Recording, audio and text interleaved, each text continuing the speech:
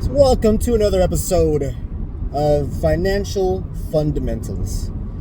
So you'll be seeing a lot of me driving, as you already have, and this is This is many months. I think almost over a year now since I last posted any kind of a video or anything like that. So thank you for staying with me. If you ever left anyway, doesn't matter. So today we're going to talk about independence and what that truly means for your psyche and overall your ability to make money. And when you think about independence, you know, you think of a lot of things when it comes to independence, right? You think, I'm being by myself. I'm being, not getting help from anybody else, right? But truly, what true independence is the ability to act within your own intention. That's what I think independence is. Notwithstanding the actual definition of independence, right? But if you go back to when our country claimed our independence, what did we really want? We wanted to act within our own intention, which is to have the pursuit of life, liberty, the pursuit of happiness with life and liberty. Life, liberty, pursuit of happiness. That's how they put it. So that's really what independence is seen as that pursuit, right? Happiness. But what happens with independence? Well, we get stuck in this mode of we got to make money, we got to put food on the table, we got to spend time with our kids, we have to make ends meet. So if you think about all those things I just described, those suck away your independence, because what do? Your decisions are now based upon someone else's intentions, right? So what I'm really trying to say is that when you're thinking about the mental side of fundamental, right? Because remember, there's two words in fundamental. There's fun and mental, right? So if it's not fun, why the heck do it? Why would you want to do it if it's not fun, right? But also think about the mental side of that, because you can't always have fun, right? So you have to find that intersection. You have to find that cross. You have to find that road where it meets. Right? So where does the road meet? Well, I don't know. For you, that's going to be very different. It took me a while to figure it out.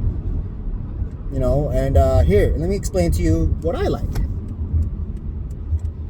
I like to be on the road. As you can tell, right now, I'm actually on a ride. I'm actually, so there's no passenger with me.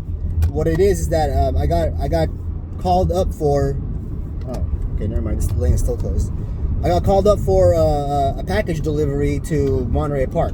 Now, they did a regular Uber X, but I mean, either way, that works too, I guess. It doesn't really matter at this point. I'm doing the same job. But I like being on the road. The road is like this therapy for me. Now I've come to realize it. It's the dopamine release I get when I get a rider in the car, when I get, if I get a package delivery or whatever, and then once I deliver it, then, that's going to help me feel good about, one, earning money, and for some reason, I just enjoy driving. But you might not enjoy driving. Some people here are like, oh man, I freaking hate driving. Okay, fine, don't do that. Don't do that. Find something that you really enjoy. And I think that you can't find what you really enjoy until you start trying things. Now, if you remember when you were little, right, and if you're still that way now, I guess fine, no problem. But as children, we would always go, I don't want that, I don't like that. Whenever your parents suggested something, like, here, try this food, like, I don't like it, but you haven't even tried it yet. It's like, no, I don't like it. So that's a limiting thought and a limiting belief. when your negativity sparks some type of response like that, that's a reaction. And guess what? The more you react that way, the more your brain is going to fire and wire that same reaction every time. So when do you turn the corner? When do you make that change? It's a decision you make. Once you make a decision that says, I am open to try new things because there may be something that I'm missing. There may be something that I'm missing, and if I don't try this, then I'll totally miss out on something that may bring me joy. So, as children, we don't notice that. We don't really think about that, right? We don't really see that. All we see is, well, it's something new. It's something that I don't know about, and therefore, I don't like it. So, that kind of mentality can be perpetuated over and over again, especially when you have parents that say, fine, you know what, okay, I don't want to deal with this right now, let me give you your mac and cheese so you can just have dinner and we'll call it a day. And that will perpetuate. The more you keep firing and wiring that kind of response and reaction, the more it's going to solidify into other parts of your life. So now, back to the original topic of independence, right? So what are you really giving up? Oh wow, what are you really giving up when you decide you don't want to try something because you don't know if you like it or not? Well, one, you're never going to find out if you're actually going to enjoy something that you never tried before, right? That's one thing. And then the other thing is you're not going to exercise those muscles of understanding that you may find joy in other things that you have never seen or done before, or ate or drank before, right? And then when you finally turn that corner of, hey, look, I'm open to trying things, and because it may give me some happiness, that's when it can start to perpetuate from that point, and it can start to allow you to try new things. And maybe you'll like it, maybe you won't. But see, it's always, the person that says, you know what, I don't like everything, but what I will do is try it at least once. And then I'll find out from there if it's something I enjoy or I don't enjoy. So, independence, that is really the starting point of acting within your own intentions. Because at some point, that's your decision to make, and that's your mindset saying, okay, well, hey, let me see if this is something I do actually enjoy, and if it's something that's not, well, maybe I just don't understand why people enjoy it, or because there's things that people love and you're like, nah, I could never like that. And that's fine. I mean, if you tried it once and then you're like, no, I don't like it, but then over time, maybe maybe it's food, then your palate will mature, or maybe you'll meet somebody that has similar interests and then they connect the dots for you and they go, well, if you like this, then this should be something that you'd like to do too. And you're like, well, I tried it before, but I didn't really like it.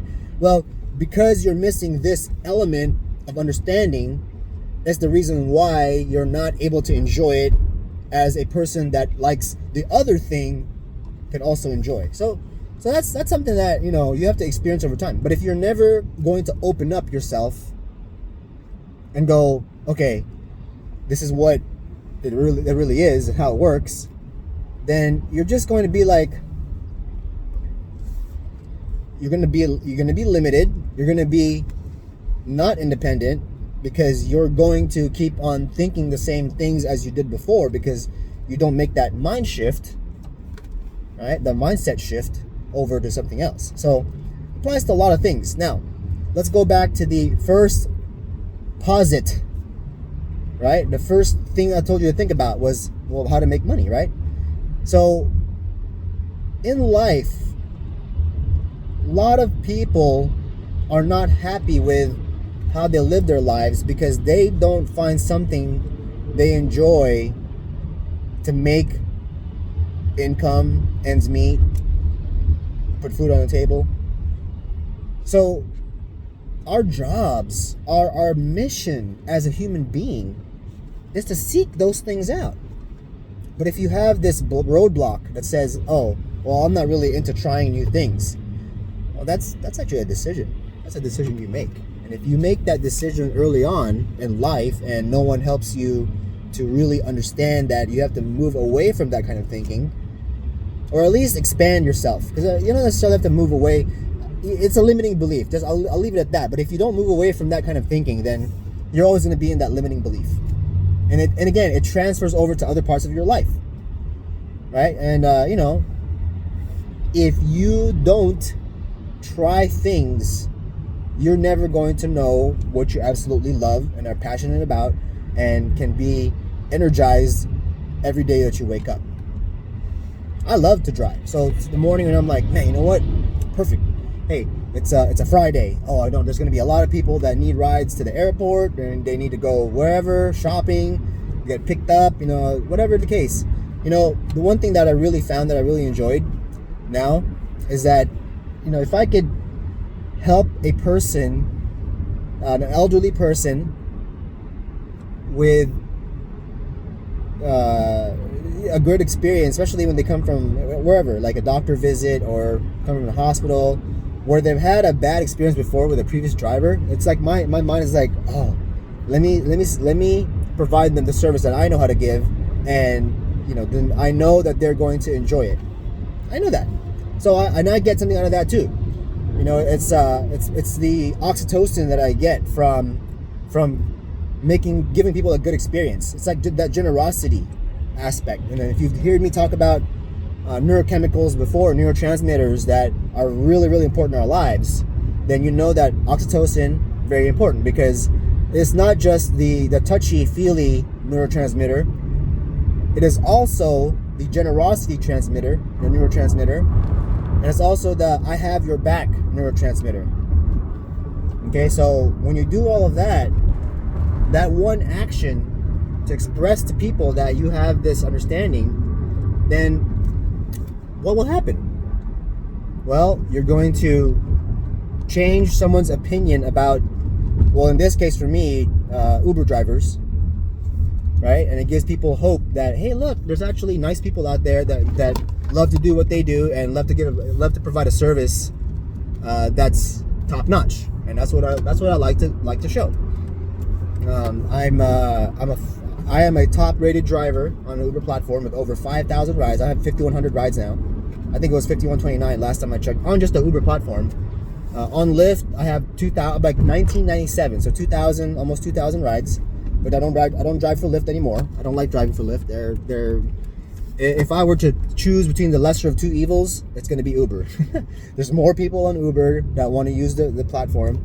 There's more rides on the platform, and I think that there are just overall more ways to make money through the platform. And if you stick to one platform, and we'll talk about it in a different video about how to make money with Uber, then what you have to understand is you have to look for those opportunities to provide that top-notch service. And that's why I like to do what I do. So that's one thing. Now, you can do many things, right? You don't have to stick to one thing. And in Southern California, and I'll speak only for Southern California because this is where I live, if you're not willing to do at least 2 or 3 types of income generating activities, then you're already going to put yourself in a disadvantage. If you're going to say, you know what, I'm only going to work 40 hours a week, and because that's another limiting response. It's a limiting belief in your mind. I'm only going to do 40 hours a week, and if I don't make enough money, then I just will cut down on all of my other expenses, because that's what people do. And guess what that's also doing? That takes away your independence, and it takes away your ability to act within your own intentions, right? Because you're like, you know what, we can't go to the beach because I gotta go make money, or I can't do this because my boss told me I have to come into work. There's a lot of things that limits your ability to have the kind of lifestyle you want. So I say this: don't be a stranger to working beyond 40 hours a week, right? That's 40 hours a week is just it's an arbitrary number. It's a number that we made up to say, hey, look, the law states that, you know, if you're a W-2 employee, if you're employed by a company of some sort, then you're limited to working 40 hours a week, and if you work more than that, the company has to pay you overtime. And guess who wants to pay overtime? Very few, if none, nowadays, right? Wages have gone up for people. You know, cost of living has gone up. You know, we're seeing this weird time right now of inflationary pressures, but also we're seeing some deflationary activities happening right now. So what am I really trying to say here? Well, the fundamental part here is that if you want to maintain independence and you want to have a lifestyle you actually enjoy, well, one, find things you absolutely love. Okay, that's number one. Find things you absolutely love to do. Two, don't be afraid to work longer than necessary to achieve what you want. Because that's what's going to be, that extra hour you do, that extra day of work you do is going to compound. Right? It's going to compound, it has a compounding effect. And what that compounding effect will do is it will give you the lifestyle you want. It'll give you the freedom you want, because you'll be able to say, hey, you know what? Yeah, I know I'll work an extra day. I deserve this break. I deserve this whatever it is. I put on my vision board. That's another topic we're going to talk about. That says what I want to appear in my life. I want to manifest. Right? That's the vision board. And so, don't be afraid. So that's number one is find something you absolutely love. Find a couple of things. Find 2 or 3 things. So here's my little mix bag. No pun intended here, because I'm a DJ. So that's another thing too. As a mobile DJ, weddings, birthday parties, corporate events, private parties, that's fun stuff. You know, when you get people dancing, they ask you for a request, you play it, and they get happy because you play their song. That's cool. That's fun. I like performing for people. That's a performance. So I love doing that. Driving, right?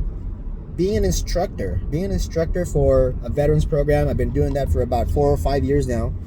And I'm telling you, it's very rewarding. It's very fulfilling. So helping people with my experience is just, it's a feeling like no other. And then of course I'm a notary public. And I've taken that from when I was a banker at Chase Bank. So we got that. So find something you love to do. Find something that you really enjoy doing and you don't mind doing. If you don't mind doing it for free, you're better off. You're better off. You're really better off, because that's the thing. Like, if it's something you enjoy, like DJing for me, you know, I'm 43, so it's kind of hard to do things for free.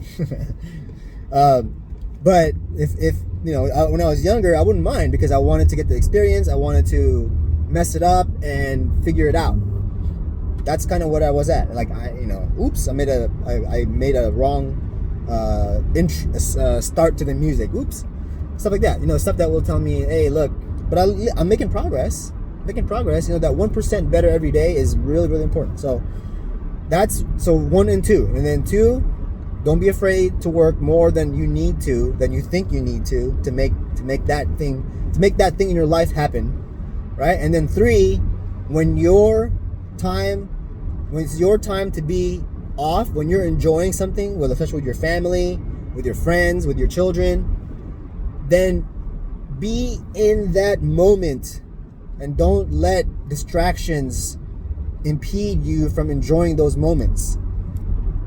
Right? Be present. That's what they say. Be present. If you're not present, it's tough to really enjoy. Right? Because you have to, when you're thinking about other things in your life. So, and especially when other people are barking down your throat, going, "Hey, where's this deadline? There's a deadline coming up. Where is this? Oh my gosh!" You know. And then, like, if you're employed and you have a cell phone from the company and they want you to report in, that's kind of like, ugh. So I'll leave you with that. It's about 20 minutes of a video, and I feel good about this video. And tell you what, leave something in the comments. Tell me what you love. Tell me what you mind doing more than 40 hours a week of work. Mix it all up. All right. Thank you guys. Have a blessed day, and we'll talk to you soon.